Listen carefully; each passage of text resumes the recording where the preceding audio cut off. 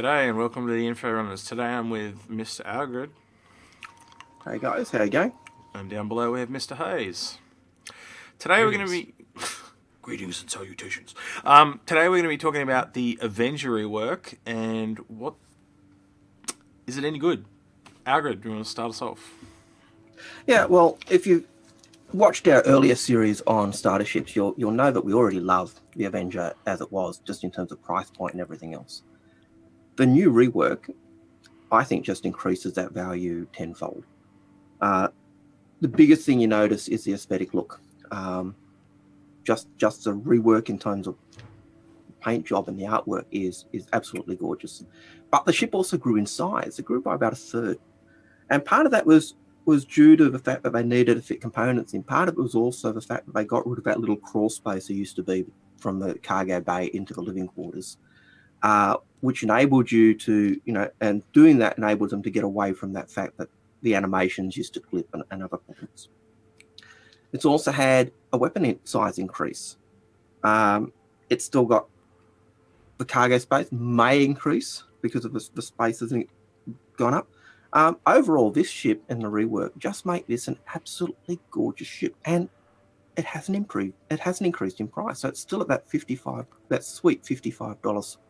That's Australian price. It's $50 actually. Oh, sorry, $50. There you go, even better. So good. But yeah, it's still that absolutely gorgeous ship, and by far the best starter ship in game. Especially when you compare it to something like the Aurora or the Mustang. It's very hard to pass up. It's worth it extra, $15, whatever it is, to move up to this. $5 extra, according to your math, then. Depending on which model. Yeah. Well, the best model to go for is the Titan in my book. It is only $5 more than the other two starters. It doubles in cargoes, doubles in weapons. It's got a bed where the Mustang doesn't have a bed. I think it's a no-brainer. Yeah. It's only $35, so it's a $15 jump from the Aurora for the top model. Sorry. Unless you're talking about the CL, which is a limited edition ship, which are they selling that in the store now? I think they might actually started to sell that 24/7.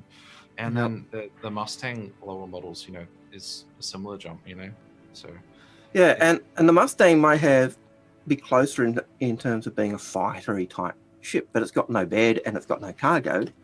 The Aurora, it's got the bed and the cargo, but it hasn't really got a proper living space, and it doesn't have the weapons, and it's clunky. Whereas this thing is kind of like you merge the Aurora and the Mustang together, and you get this.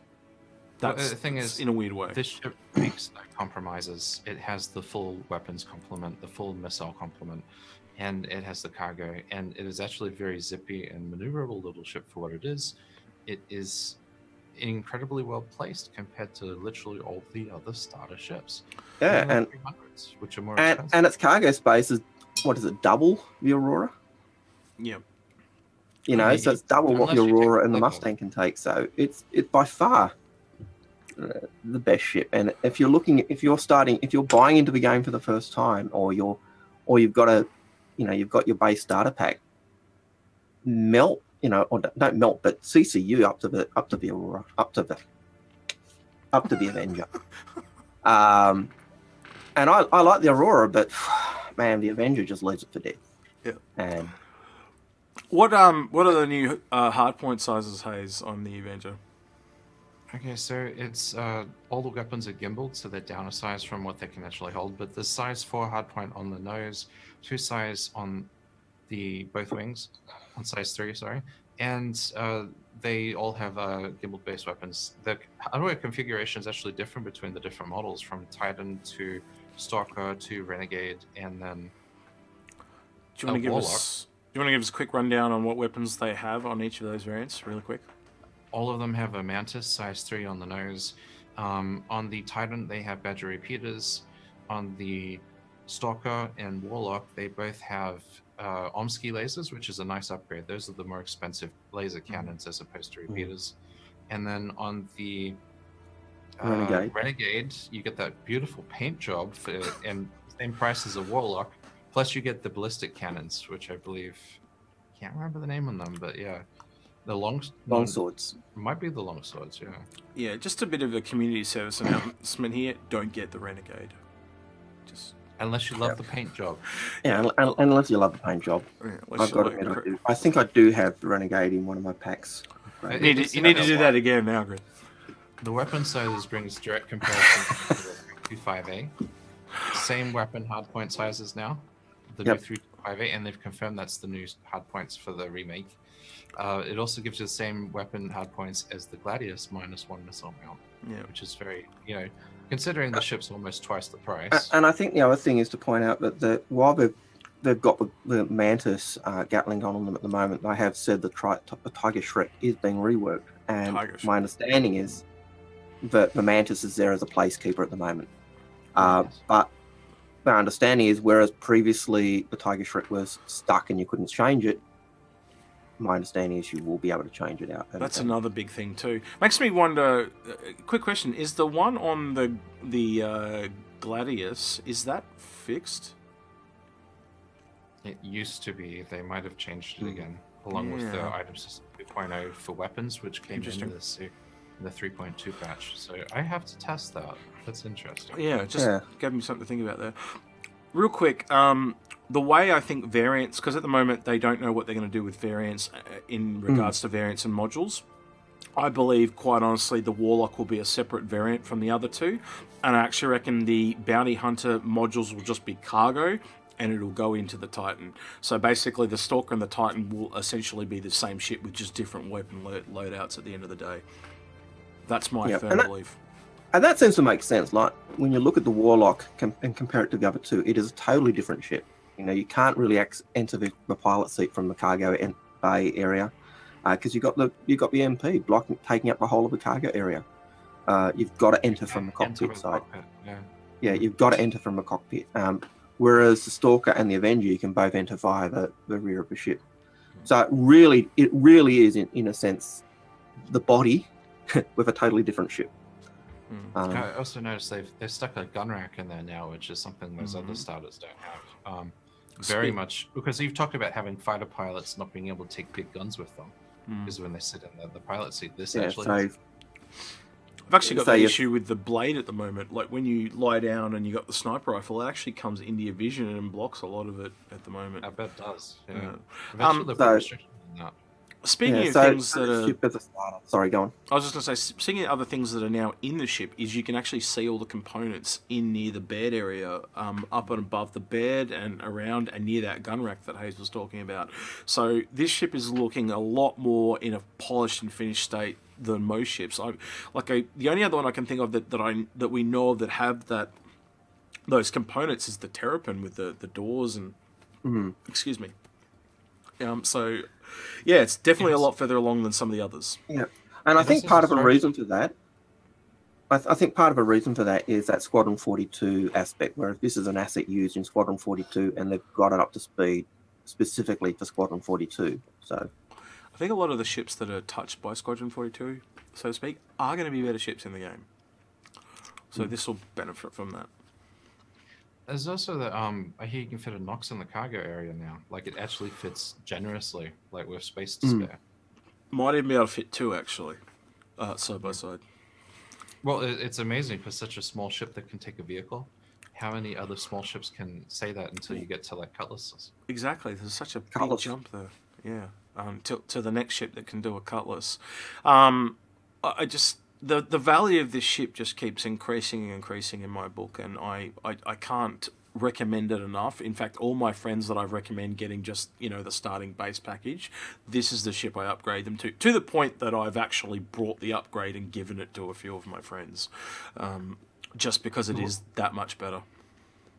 What do you guys think of the new visual aesthetics? Because it really has changed.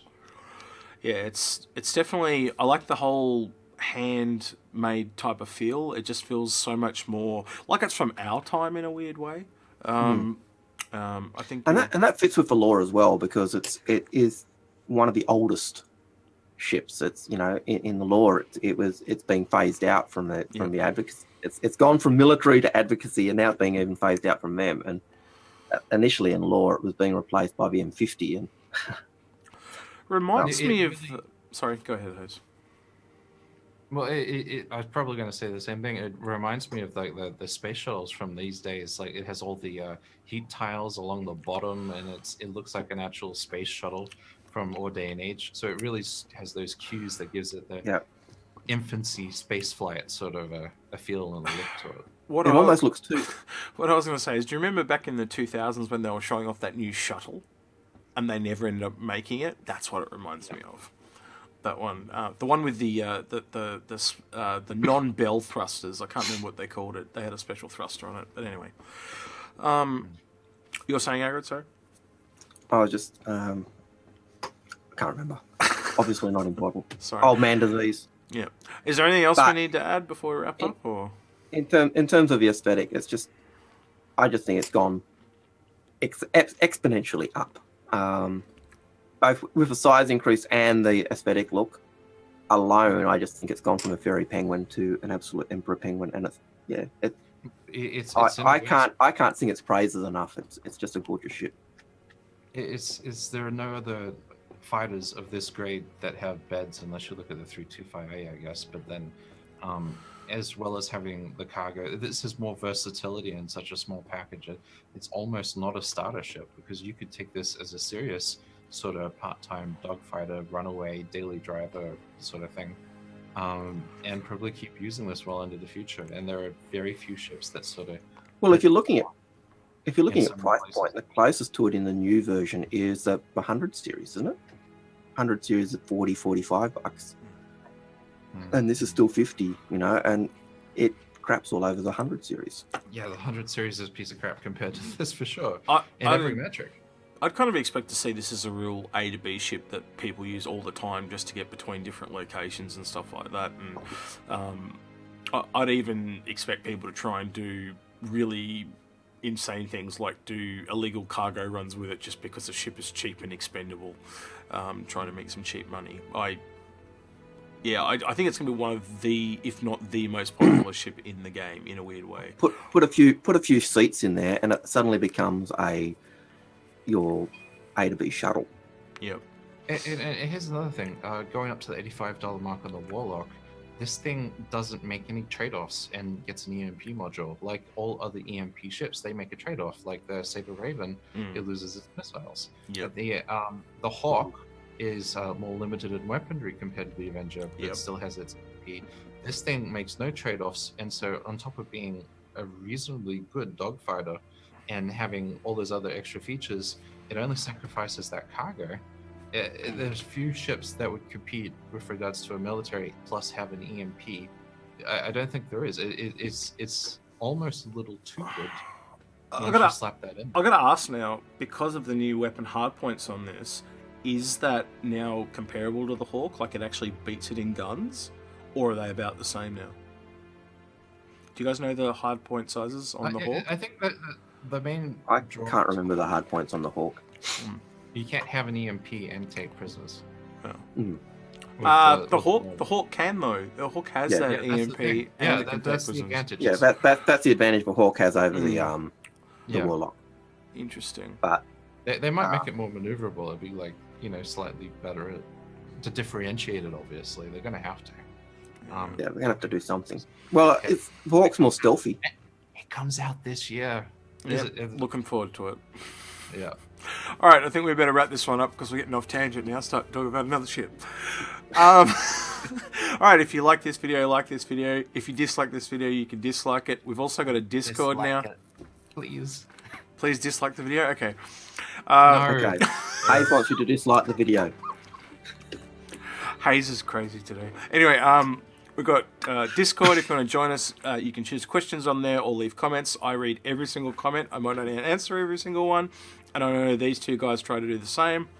Yep. All right. I think that's everything. We're just high on life at this point. All right. Catch you guys next time. Bye. How do you take care? Get you around.